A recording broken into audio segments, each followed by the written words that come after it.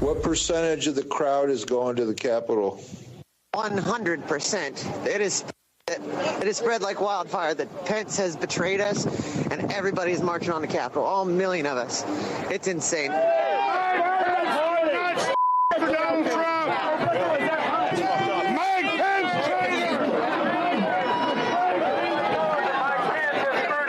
In case you haven't heard yet. What happened? I keep hearing that Mike Pence has screwed us. That newly revealed video from January 6th is a clear example of the violent chaos of that day, raging as the outgoing president was instigating angry rioters even further. Some members of extremist groups say they considered his tweets a call to arms.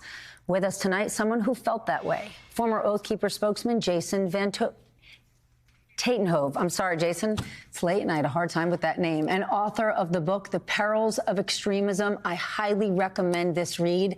It's important. He testified at last week's January 6th hearing, which was not easy to do. Jason, I can't imagine how you felt watching tonight, but I want you to take us inside the minds of those rioters. Would they have gone even further that day if they hadn't been stopped? We heard from a guest earlier, Michael Beschloss, presidential historian, who said we could have seen assassination attempts. I think he's right on the mark. I think that we got really, really lucky with the way things went down. I mean, there was a gallows put up there. You know, these are people who think they're following the orders of their president, not realizing that they're being sold snake oil, and that you know they're believing the words that are being put out, and they don't even know that those words are lies at that point. And I think if they had been quicker, I think that if, things had transpired just a little differently, that we would be having a vastly different conversation right now. I think those gallows were there for a reason. And I think we have the seeds of a really good horror novel just thinking about what could have happened. If former President Trump would have said, as soon as it all began, stop this, would you all have stopped?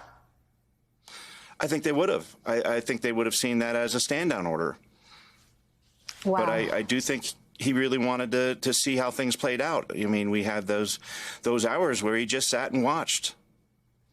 I can't imagine that current members of the Oath Keepers are sitting around one another's basements and watching these hearings. But how do you think they're being received by these extreme groups? Do they even care, or are they so dug in? I think there might be a chance for the messaging of what's coming out of the hearings to reach some people that may have just kind of begun to drink the Kool-Aid. I think that for those that maybe then have been in the groups for a while, it may be a way for them to begin to think critically again and reevaluate some of the things that they've held as true and are now being seen as, are being proven that just was not the case. I know since leaving the Oath Keepers, it's been really hard on your life, personally, professionally. But what about since you testified? What's it been like for you? What happened? It's been like a surreal dream. It's been a long, strange trip. Not that long, actually. But, just all of the attention a week ago, most of the world didn't know who I was. And now I'm having trouble going. Yeah, now I'm having trouble going anywhere without getting recognized. And thankfully, the all of it up until this point has been people wanting to shake my hand and say thank me for my words, and even a few drinks bought for me, which, I don't mind.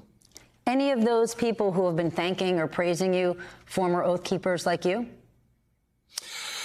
I really kind of cut off all communication, back 5-6 years ago when I walked away from things. But I have had some people that also have walked away a while ago reach out to me. I've had some people guess as to who the members I was speaking of were talking about the Holocaust denial.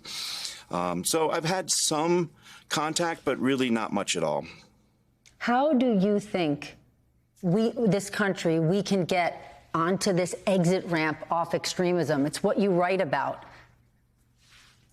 I think it really starts with beginning to have human conversations again. I think we've become so divided and partisan that right now we really need to listen to one another. And I think what's happening with the hearings has actually been very beneficial. I mean, having the evidence so front and center that this was all just based on this house of cards made of lies, that hearing that repetition and seeing the proof and hearing from the people that know that the people around Trump, it really, I think, is making a difference. And I think we're seeing that in the polling numbers with Trump going just even from last week to today. I think things are moving the right direction. I think the message is at least. But members of extreme groups, they're not necessarily picking up and answering when people are calling and polling them. Do you think members of Oath Keepers, Proud Boys, are watching this and turning on Trump? He certainly hasn't pardoned anyone. No, I mean, if anything, the thing that will turn them off or turn them against Trump will be just, seeing what happens with the prosecutions and actually having some account, and that he's not doing anything to help. He's not pardoning. He's unable to do that now. But, we've seen this with Stuart Rhodes, with some of his legal clients where, he just ghosted them and he lost his license because of that. I think it's that type of thing that's going to reach those people more than anything.